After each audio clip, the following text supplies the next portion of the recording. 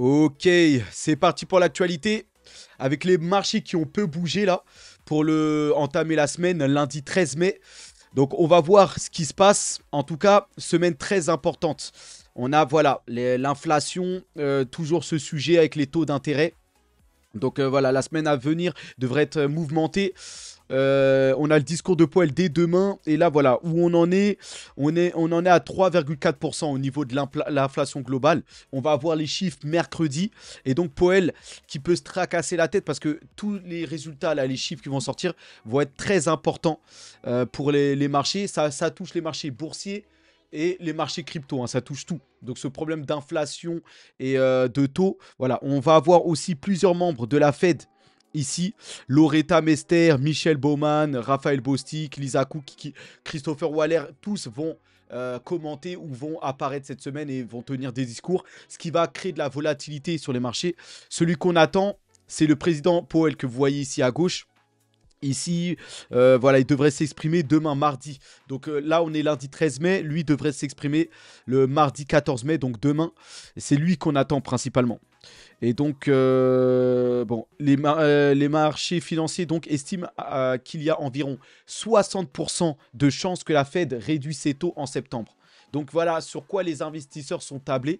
Mais maintenant, tout va dépendre du discours de Powell et demain et des chiffres de l'inflation mardi, mercredi, tout ça. Donc en tout cas, voilà, il va falloir rester très prudent parce que ce problème d'inflation, voilà, ça appauvrit toujours plus les gens. Et voilà, c'est un sacré fléau, donc il va falloir s'occuper de ça. Vous voyez l'image ici, hein. Là, le prix d'une once d'or en 1933, à droite, ici. Voilà ce que valait le prix d'une once d'or. Quelques dollars ici. Et là, maintenant, en 2020, à gauche, regardez tout ce que ça vaut. Donc, vous voyez que ça peut plus tenir, ça. Comment la monnaie se dévalue. Donc, voilà, il faut couper court à ça. Ici, on a Janet Yellen, la dame du trésor américain, là, qui admet que des taux d'intérêt plus élevés aggravent le déficit budgétaire. Donc, la Fed, tous les investisseurs espèrent que la Réserve fédérale, la Banque centrale américaine, baisse ses taux pour favoriser la croissance. Mais le fait de baisser ses taux, ça peut relancer l'inflation, ça peut réchauffer l'économie. Mais il pourrait y aller plus vite en augmentant justement ses taux pour refroidir plus vite l'économie. Mais c'est très risqué. Et justement, là, Janet Yellen dit que c'est très dangereux puisque ça va aggraver le déficit. Donc ils sont coincés, ils ne peuvent pas trop aussi augmenter et accélérer le déclin de l'inflation parce que ça va faire très mal à l'économie. Avec des taux d'intérêt élevés et une dette en même temps qui est très élevée, ça aggrave l'économie du pays. Donc ils sont un peu coincés. Ils maintiennent les taux en espérant, en priant que genre l'inflation redescende, que l'économie se refroidisse. C'est la stratégie, il n'y a pas trop le choix. Aussi, baisser les taux, ça peut enflammer voilà, et pousser les gens à reconsommer trop rapidement et voir l'inflation s'envoler à nouveau. Donc voilà, ils sont un peu coincés. Donc on verra comment ils vont jouer la fin là, de ce jeu. Dangereux là, donc on verra ça. Maintenant, regardez le calendrier, c'est surligné en vert le discours de Powell demain. Les résultats, c'est une chose, les chiffres, mais le discours que Powell, parce que les investisseurs cherchent à anticiper, on va dire, ce qui va arriver à terme pour savoir s'ils peuvent se placer, si ça sent pas bon, tout ça. Donc, ce qui importe, c'est le discours de Powell, parce que Powell donne des perspectives et voit à l'horizon. Alors que les chiffres, c'est sur le moment présent. Donc les chiffres, c'est très important. Ça va influencer la décision de Powell. Mais le discours de Powell, là, il peut donner des indications. En fait, il fonctionne comme ça. Ça s'appelle les forwards guidance. En fait, il donne des indications sans trop en donner. Il n'a pas le droit de trop ou il n'a pas le droit. Il ferait mieux de pas trop en dévoiler parce que les investisseurs partiraient tous dans un sens et ce serait dangereux pour les marchés. Donc en fait, il donne des indications et c'est à chaque investisseur de jauger et d'essayer voilà, d'avoir la bonne vision, on va dire. Donc voilà pour ça. Après, demain, on a aussi tout en haut là le PPI. Donc les inflations, l'inflation core et surtout mercredi une flopée de résultats. Le mercredi c'est une journée chargée en résultats par rapport à l'inflation, tout ça, et aux autres chiffres américains. Donc voilà, malgré le discours de Paul mardi, il faudra rester sur ses gardes mercredi avec tous ces résultats. Donc mardi et mercredi, là le milieu de la semaine va être volatile pour les marchés financiers. Après vous avez aussi, on est en pleine saison des résultats. Mais cette semaine, il n'y a pas d'entreprise comme ça là qui sort du lot, qui pourrait faire bouger les marchés. On a Alibaba mardi, mais Alibaba, bon, c'est une action chinoise, pas de quoi faire bouger les marchés. Et on a Walmart jeudi. Walmart, c'est une chaîne, voilà, c'est comme Carrefour en France, voilà, mais là, c'est beaucoup plus gros, c'est aux États-Unis. Et c'est la plus grande chaîne de, voilà, de magasins au détail américaine. Là, ça peut donner une indication sur la santé américaine, sur la consommation américaine. Mais bon, rien de bien cette semaine. On va pas trop se concentrer là sur les résultats des entreprises. Il n'y a pas d'entreprise qui sort du lot qui pourrait impacter les marchés. Donc voilà. Sinon, de manière générale, en dehors là, des marchés boursiers, l'attention est portée sur les élections américaines qui s'approchent en novembre. Très important puisque ça va tout changer. Aussi bien sur le plan géopolitique avec les guerres.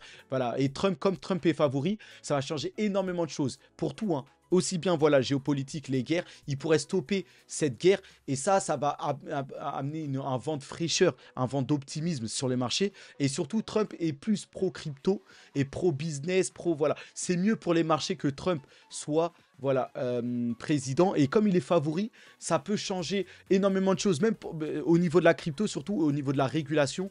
Comme Gary Gensler et la SEC ont été élus par des démocrates, le fait que ce soit plus Gary Gensler, ça peut changer parce qu'ils freinent énormément. La SEC attaque et n'aime pas trop les cryptos, donc ça pourrait changer pas mal de choses. Et même sur les marchés financiers, tout ça, le fait qu'il y ait moins de guerre et tout ça, ça peut apaiser les marchés d'une certaine manière. Et donc, même au niveau de la liberté d'expression, enfin, là, au niveau de tellement de choses, Trump, il peut faire le ménage, là, au niveau, enfin, là, il y a beaucoup de corruption, là-bas, aux États-Unis. Je dis pas que lui-même, c'est un saint, hein. Voilà, lui aussi, il peut avoir ses petites phases, mais en tout cas, lui, il part pas en guerre, et voilà. Pour moi, ce serait mieux qu'il soit élu. Et là, qu'est-ce qu'on voit? C'est qu'il est en avance, hein. Une avance massive, hein. Dans le Nevada, plus 13%. En Géorgie, plus 9%. En Arizona, plus 6%. Voilà. C'est juste dans le Wisconsin, voilà, plus 1%. Mais voilà, c'est des états clés. Et il est en avance partout. Donc là, voilà, ce serait bizarre de le voir perdre. Et on voit, hein, hier, il a réuni plus de 100 000 personnes au New Jersey, donc un état normalement pro-démocrate. Et voilà. Et on a vu que Biden, lui, n'attirait personne, aucune foule, tout ça. Donc là, normalement, si la logique devrait suivre tout ça, Trump devrait être élu et ça va changer énormément de choses. Et ça va faire énormément de bien, en tout cas, sur les marchés financiers. La bourse et les cryptos, tout ça. Donc, voilà l'actualité du jour. En tout cas, GameStop, l'action de gaming, les magasins, vous connaissez les magasins de jeux. Bon, c'est un peu démodé, GameStop. Il y avait quoi? Vous aviez GameStop, vous aviez Micromania, voilà, tous ces magasins-là de jeux. Maintenant, tout est un peu dématérialisé. Ça s'achète plutôt en ligne, sur téléphone ou voilà, directement sur ordi. Mais bah, GameStop est une action importante. C'est considéré maintenant comme une sorte de... C'est un peu politique, comme une sorte de mème un peu contre le système. Et là, GameStop qui vient d'imprimer une bougie de 110%. Donc une sorte de x2, x2,5 en une seule journée. x2, même voire limite x3 là. La cotation a même été arrêtée 4 fois aujourd'hui pour contenir cette volatilité extrême. Et donc cette hausse est due au retour de Roaring Kitty, l'homme à l'origine du squeeze GME, le squeeze de l'action GameStop, qui n'avait plus tweeté depuis 2021. Donc il y avait eu en 2021 une sorte de squeeze. En fait, vous allez le voir, cette personne-là, donc déjà ici, vous voyez que GameStop, les vendeurs, parce qu'il y a des gens des traders qui ont parié, qui ont shorté l'action GameStop, donc qui ont parié à la baisse. Et bah là, vu que GameStop a explosé, pour une raison qu'on va voir tout de suite, bah, tous les shorters, tous ceux qui ont déplacé des paris se sont fait liquider direct et on a eu une perte de plus de 1 milliard de dollars de pertes cumulées, hein, de l'ensemble des gens qui ont shorté l'action GameStop. Bah, eux se sont fait avoir. Mais après, on ne peut pas prédire ce genre d'événement qui arrive d'un coup. En fait, c'est juste un tweet qui a fait la différence. Un tweet qui marque le retour, voilà, d'une personne. Regardez ici, c'est le... Voilà. Excusez-moi. Ici, c'est le Nasdaq. sur lequel GameStop et l'action GameStop est listée, le Nasdaq qui a stoppé, qui a interrompu les négociations de l'action GameStop tellement la volatilité est extrême sur l'action. Donc voilà, ça a tout perturbé ici. Et donc voici Roaring Kitty, cette personne-là. Donc un trader, hein. Vous le voyez comme ça là avec son chat, voilà, voilà, il a un style de gamer, enfin de gars qui sort pas trop de chez lui, tout ça. Mais c'est un extrême, voilà. C'est un homme, un trader de génie, on va dire. Et donc voilà, Roaring Kitty, le gars qui a publié la recherche GameStop sur Reddit, qui a mis à découvert les hedge funds. En fait, il a tué les fonds d'investissement qui, en fait, avaient conseillé de vendre l'action GameStop. Parce que vous savez comment les fonds d'investissement ils fonctionnent. C'est genre des analystes ou des spécialistes qui sont derrière ces fonds d'investissement qui vont vous orienter sur un choix, une action à faire. Mais eux, ils vont se placer avant, en fait. Ils vont, en fait, anticiper. Et par exemple, ils vont placer un short. Ils vont placer un pari à la baisse. Et ensuite, ils vont aller annoncer qu'il faut absolument vendre l'action GameStop parce que ça va pas du tout. Donc, les gens vont gagner, ils vont vendre. Et eux, ils vont se faire un max d'argent parce qu'ils auront déjà anticipé en shortant l'action. Donc, c'est comme ça que les fonds d'investissement fonctionnent. Ils se placent et ensuite, ils vous recommandent quoi faire. Et ensuite, vous le faites et eux, ils gagnent un max d'argent. Et bah, lui, il a fait tout le contraire. En fait, à l'époque, en 2021, les fonds avaient conseillé de vendre GameStop parce que ça allait mal. Et lui, il est arrivé sur Reddit et tout ça. Il a fait un achat massif. En fait, il a placé un gros investissement. Vous allez le voir. Et il a demandé à toute la communauté sur Reddit et tout de prendre à contre-courant, d'acheter massivement GameStop. Et en fait, comme les fonds d'investissement avaient shorté, avait parié des placements à la baisse, et ben en fait, il a liquidé tous les fonds d'investissement. Il a tué en fait tous les fonds d'investissement en prenant le sens contraire. Et lui, bah, en faisant ça, il a gagné énormément d'argent en faisant le sens contraire. Et ici, voilà, Roaring Kitty, là, la personne que vous voyez là, est un trader légendaire qui a encouragé tout le monde à investir dans GameStop et à passer des heures à expliquer pourquoi ce commerce est une telle opportunité. Donc en 2019, ce type a investi 53 000 $ dans GameStop à leur apogée et ses avoirs évalués à 48 millions de dollars. En gros, il a investi 53 000 et je pense que il a atteint 48 millions de dollars de gains, en tout cas. Et donc voilà, il a fait un appel, tout ça. Et en tout cas, il est réputé et il est célébré parce qu'il a tué les fonds qui piègent les gens, on va dire. Donc voilà par rapport à ça. Donc voilà, il a un profil avec un logo de chat. Bon, voilà, c'est son délire et tout ça. Donc voilà, il a transformé donc 53 000 $ en 48 millions de dollars. Donc voilà, l'un des meilleurs traders qui n'ait jamais existé. Et donc justement, en fait, il était hors ligne là pendant 3 ans. Depuis 2021, il était hors ligne. Là, on est en 2024 et il réapparaît. Il a réapparu avec une série de tweets et une qui a enflammé un peu les réseaux et qui a fait exploser l'action GameStop de plus de 110%. Donc vous voyez que maintenant, aujourd'hui, ça va très vite. Un tweet et vous avez une action qui fait un x2, x3 en une seule journée avec voilà, une volatilité extrême qui oblige les cotations à supprimer, voilà, suffit d'un tweet, hein, un seul tweet qui a provoqué tout ça. Et en fait, l'action GameStop est considérée comme un mème maintenant. D'ailleurs, ici, vous avez Andrew Tate, voilà, personne très controversée, voilà, pour ses propos anti-système, misogyne entre guillemets envers les femmes. En gros, pour moi, il dit les vérités et c'est des vérités qui dérangent et il est un peu catégorisé comme un fou, comme une personne de théorie qu'on dise qui sont dans la théorie du complot, tout ça. En tout cas, Andrew Tate qui est multimillionnaire, hein, voilà, avec ses business et tout ça. Donc pour moi, il est très intelligent. Et en fait, ici, on voit que, et là, il a fait un tweet pour dire ça. Il a vendu 500 000 $ en Bitcoin et il a acheté GameStop et d'autres actions même pour faire perdre 13 milliards de dollars à un gestionnaire de fonds spéculatifs. Donc banquier à ville de Wall Street. Donc voilà, ici, voilà, Andrew Tate qui soutient l'action GameStop, qui lui aussi a vendu. Ah bon, j'aurais pas vendu des Bitcoins, j'aurais choisi d'autres actifs parce que le Bitcoin est parti pour réexploser pour moi. Mais bon, c'est son choix. Mais là, voilà. Il a vendu énormément pour 500 000 $ de Bitcoin pour acheter l'action GameStop dans le but de faire couler justement ces fonds, en fait, d'investissement là, qui parient à la baisse, qui veulent la défaite. Parce que si vous voulez, GameStop, c'est pas par hasard que c'est cette action qui est choisie, puisque l'action en elle-même, l'entreprise ne fait plus aucun bénéfice. Les magasins GameStop sont morts, en fait. Les magasins, en fait, c'est démodé, tout ça. Et donc, normalement, dans la réalité, l'action GameStop doit aller vers sa fin, doit chuter, puisque le business model n'est plus valable. Mais justement, en fait, l'action GameStop est devenue un symbole contre la finance, contre ces fonds d'investissement ou des choses comme ça. Et donc, c'est pour ça que tout le monde se lie derrière GameStop. C'est devenu une action contre le système, on va dire. Donc voilà par rapport à ça. Et justement, Andrew Tate devient la dernière célébrité à déclarer qu'il achète des actions GameStop et ne les vend jamais. Et il dit que GameStop est une bataille contre le système. Et voilà. Et donc c'est pour ça que GameStop explose alors que dans les faits, le business de GameStop est mort, on va dire. Mais voilà, c'est un outil contre le système et c'est pour ça il est soutenu, c'est soutenu par la communauté. Et donc voilà. Donc voilà, gros chapitre, on conclut et on passe à la suite. Donc dans l'actualité américaine, on a OpenAI qui lance un nouveau modèle d'IA et une version de bureau de ChatGPT. Donc là, OpenAI qui, là, c'est, je pense que la conférence est à 21h. Là, il est 20h alors où j'enregistre. Mais à 21h, OpenAI va être en live et va présenter les dernières nouveautés, notamment GPT-4 avec toutes les nouveautés. Ça risque d'enflammer hein, les actions et les cryptos d'IA là. Parce que là, ils promettent du lourd là, dans cette soirée événement là. On verra. En tout cas, on a Apple qui finalise un accord avec justement OpenAI et ChatGPT. Apple va intégrer ChatGPT dans l'iPhone avec iOS 18. Apple, donc, on dirait qu'il va laisser un peu Siri de côté.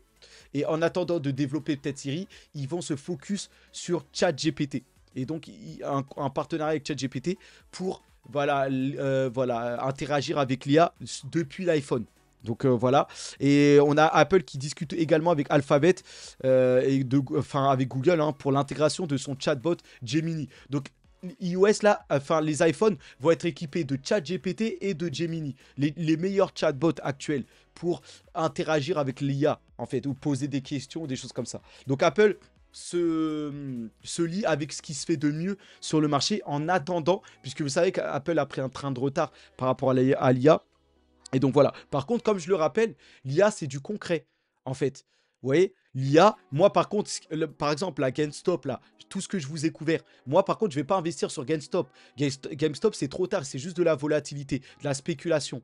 Par contre, l'IA, c'est de la réalité. Là, il se passe des choses, il y a des développements, les gens utilisent l'IA et donc là, derrière, il y a des vrais bénéfices. Là, on ne parle pas de crypto, là, on ne parle pas de spéculation. La crypto, c'est de la spéculation. Là, derrière l'IA, il y a des vrais bénéfices. Et là, vous êtes sûr quasiment de faire des gains. Parce que là, ça vend. Nvidia vend ses GPU à 40 000 $. Apple va proposer ChatGPT et les gens vont acheter, ils vont utiliser ça. Et donc, il y aura des bénéfices derrière. Donc là, c'est du concret, on va dire. Regardez, Apple qui aussi se lie avec Zara, la marque fashion de vêtements, tout ça. Et donc, regardez avec l'AR, là, la réalité augmentée, avec le Vision Pro, là, le casque d'Apple. Maintenant, regardez, ça c'est un peu le futuriste, mais vous allez pouvoir, avec le Vision Pro, sélectionner vos vêtements directement depuis le store de Zara, en fait. Vous allez pouvoir tout de suite tester ça sur vous, en virtuel, comme ça, pour voir comment ça vous va, tout ça. C'est impressionnant. Donc c'est pas mal. Voilà. Et donc, je pense que Apple et même Facebook Meta vont amener le métaverse et la réalité augmentée, la réalité virtuelle. Peut-être pas maintenant, vraiment, parce que là, la blockchain et tout ça, c'est pas encore bien développé. Mais le métaverse, tout ça, dans quelques années, ça va commencer à arriver. C'est trop tôt, mais ça va arriver plus tard. Donc ça, c'est un pan sur lequel je vais investir plus tard aussi. En attendant, vous avez ce soir, donc, OpenAI et ChatGPT qui dévoile, où il y a une conférence. OpenAI a bien choisi sa date. Hein. C'est juste avant justement cet événement de Google. Google, lui, tient son événement demain, mardi 14, donc demain. Et donc même Google qui est en pleine rivalité. Hein. Et même OpenAI, il cherche à tuer Google. Hein. Parce que là, vous savez, Google, son principal business model, c'est Google Search. Sur Internet, Google, en fait, vous allez sur Google pour faire des recherches. C'est ça le plus gros business de Google, avec aussi les publicités. Bah, OpenAI veut sortir ChatGPT Search pour tuer Google Search. Donc le principal business model de Google. Et Google doit se retrousser les manches pour pas perdre en fait sa domination extrême sur, avec Google Search. Et donc on va voir ce qu'ils vont sortir. Mais en tout cas, il y a une bataille entre Google et OpenAI, voilà, par rapport à l'IA là. En tout cas, là, ici, on a Google qui nomme Demis Hassabis, ou Hassabis, Demis Hassabis, donc de Google, est l'homme chargé de transformer la recherche de pointe en IA en profit. Donc, en tout cas, Denis Hassabis apparaît comme l'image, comme le visage, justement, de Google pour l'IA. C'est cette personne-là, ici. Voilà, le sort de Google dépend de cet homme. Demis Hassabis pour l'intelligence artificielle. On verra s'il va être capable de mettre Google sur les bons rails. Donc, on verra ça. Maintenant, voilà, tous les GAFAM, hein, tous les entreprises, là, les géants de la technologie américaine, voilà, se focus et cherchent à, voilà, à investir par rapport à l'IA, tout ça. Là, on a Microsoft et Amazon qui vont investir 5,6 milliards de dollars en France, alors que Macron courtise les géants de la technologie. Donc, pour le coup, ça, c'est une bonne chose. Après, en fait, quand on regarde les choses dans les faits, bah, c'est les Américains qui vont se poser confortablement et qui vont continuer à nous dominer ou à nous proposer leurs produits. On est complètement dépendant aujourd'hui des produits américains. Tout le monde est sur Netflix, WhatsApp, Snapchat, voilà, Uber. Tout le monde utilise Uber ou va au McDo. Enfin voilà, on est complètement dépendant de tout ça. Et là, voilà, bientôt, on sera dépendant de l'IA. Bah, on est déjà dépendant. Enfin, ChatGPT, c'est américain. Enfin voilà, on dépend déjà. Et ils vont juste asseoir leur mainmise sur la France. Et la France, eux qui... Par exemple, on a Mistral, c'est une entreprise d'IA française, mais Mistral, certainement, va passer sous le giron de Microsoft ou de Nvidia ou de je sais qui. Donc voilà, voilà comment on se vend comme ça à l'étranger. Bon, dommage. Maintenant, sur les marchés donc européens, vous avez voilà, qui clôturent de manière mitigée les actions européennes et les traders justement qui attendent, voilà, comme les Américains, bah, les chiffres américains. Voilà, l'Europe est suspendue bah, à ce qui se passe aux États-Unis, comme souvent. Les États-Unis sont jamais dépendants de ce qui se passe en Europe, mais l'Europe, elle, attend bah, l'inflation américaine, attend voilà, le discours de Powell. Et donc voilà, tout va dépendre de ça pour bah, la hausse ou la baisse des indices européens. C'est triste, hein, mais c'est comme ça pour l'Europe. Et donc là, on avait simplement une petite actualité, Free Trade. Personne ne connaît, je pense, mais c'était la réponse britannique, on va dire, à Robinhood, qui annonce que son PDG démissionne. Mauvaise nouvelle. Donc Free Trade, c'était un peu le Robinhood, on va dire, de l'Europe, on va dire. C'est britannique, mais voilà. Et bien là, mauvaise nouvelle, son PDG démissionne. Bon, après, je pense que personne connaissait Free Trade. Nous, on est plus basé sur Revolut ou Trade Republic, voilà, ou Trading 212, voilà. Et d'ailleurs, Trade Republic, c'est allemand. Trading 212 et voire Revolut, c'est voilà, c'est plutôt britannique. Donc nous, on connaissait plus ça que Free Trade, qui est aussi britannique. Bah lui, bah là, ils ont leur PDG qui démissionne. Bon, tant pis, hein. On verra s'ils vont s'en sortir. En tout cas, voilà, en Europe, on a Crypto.com, le géant voilà, exchange crypto, au même titre que Binance, Coinbase, tout ça. Crypto.com rejoint Ladan Asso pour promouvoir l'écosystème blockchain en Europe. Donc cette intégration souligne l'engagement continu de la plateforme envers l'innovation et la conformité réglementaire. Donc Crypto.com est très fort hein, pour nouer des partenariats. On l'a vu, ils sont dans l'UFC, ils sont dans la F1. Voilà. Et là, ils essaient de nouer des partenariats, de se réglementer en Europe. Donc très bien par rapport à ça. Donc, une petite actualité internationale avec 3 pays et ensuite on finit avec les cryptos. Donc, très important, la Russie qui a découvert d'importantes réserves de pétrole et de gaz en Antarctique. Donc ça va les aider. Elle contient environ 511 milliards de barils de pétrole, soit 10 fois la production de la mer Noire, la mer du Nord au cours des 50 dernières années. Donc la Russie vient de découvrir un gigantesque gisier de pétrole, de fond, en fait. Donc, c'est pour la Russie, c'est quasiment du illimité, là. Là, ils sont, voilà, niveau pétrole, ils vont être rassasiés. Donc, énorme nouvelle pour la Russie.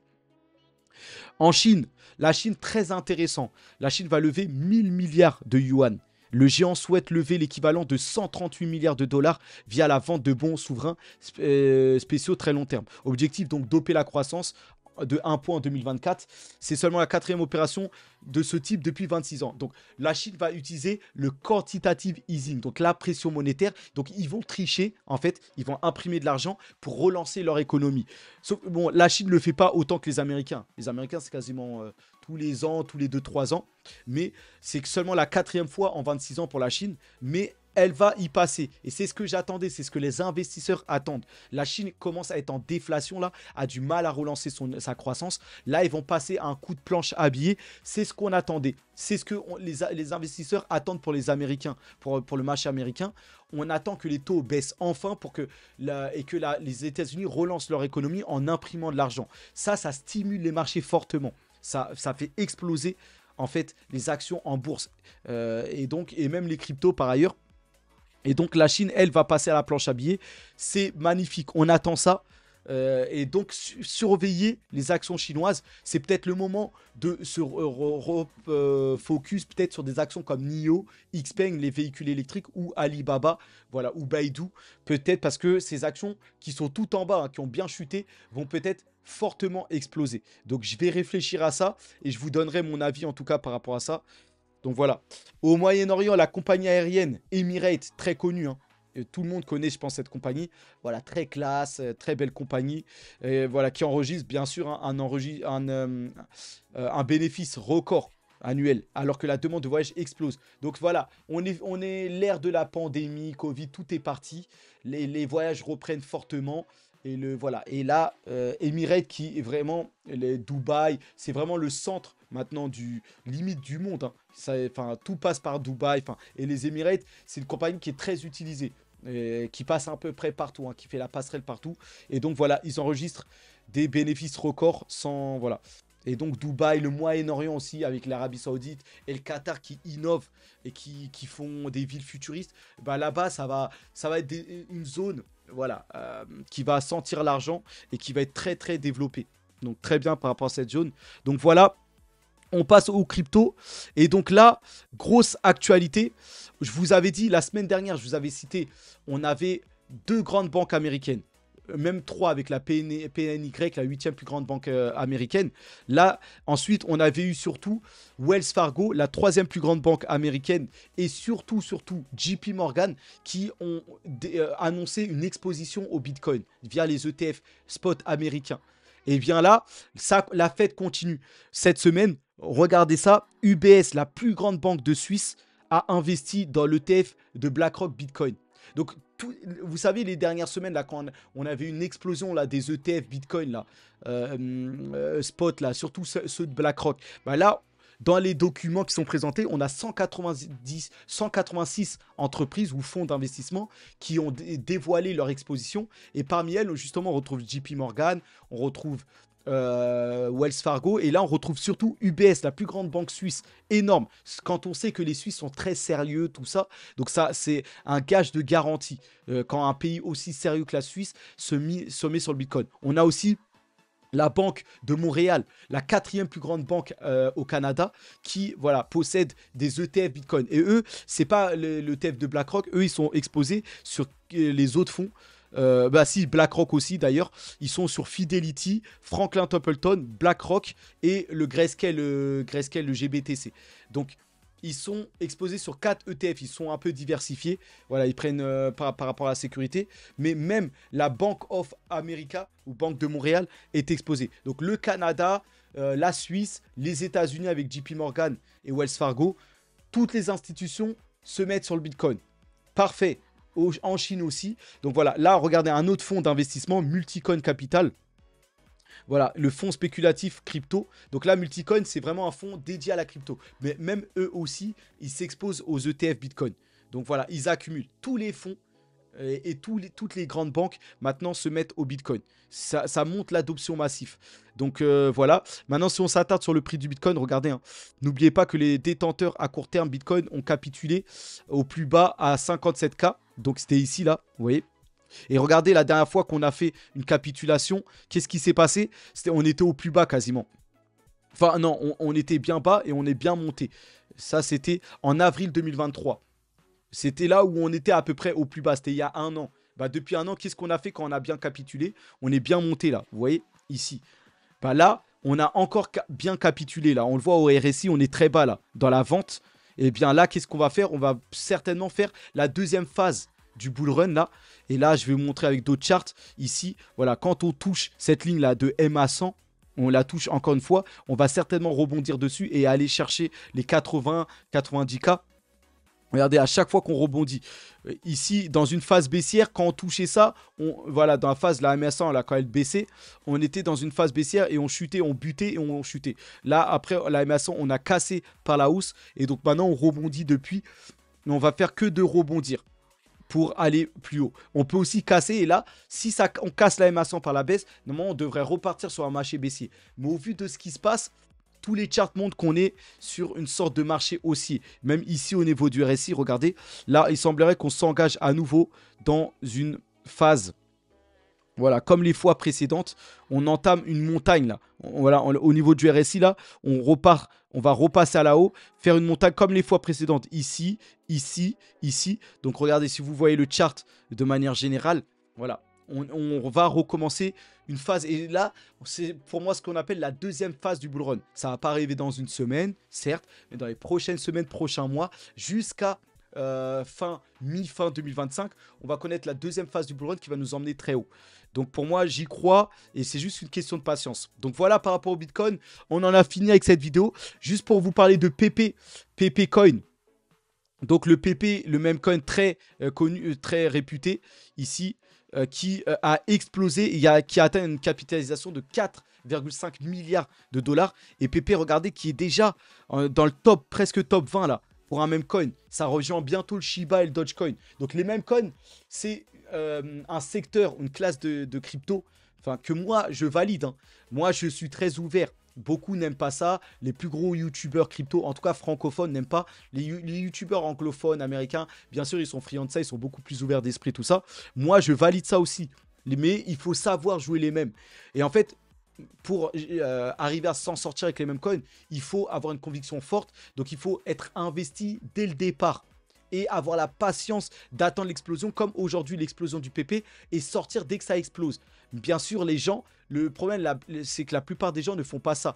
La plupart des gens, dès que ça explose, c'est là qu'ils FOMO et ils rentrent dedans. Et ils se brûlent les ailes et après ça retombe et la plupart ils perdent. Mais il faut se placer.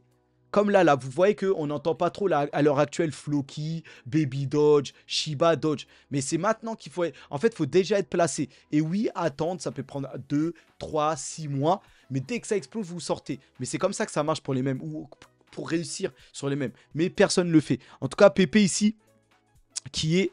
Voilà, en 23e position, c'est pas mal. Donc, c'est à noter. Et donc, voilà pour cette vidéo. On en reste là. Les cryptos qui sont plutôt mitigés, hein, avec un Bitcoin qui bataille aux 62 000, 61, 62. Mais on sent une petite hype revenir. On va étudier ça, on va voir ça. Mais voilà. En tout cas, on surveille ça et on voit ça dès demain dans une autre vidéo d'actualité. Bon, c'est tout pour cette vidéo. On se retrouve hein, pour d'autres actualités. Bonne soirée à tous. Hein. Force à nous. Allez, à plus.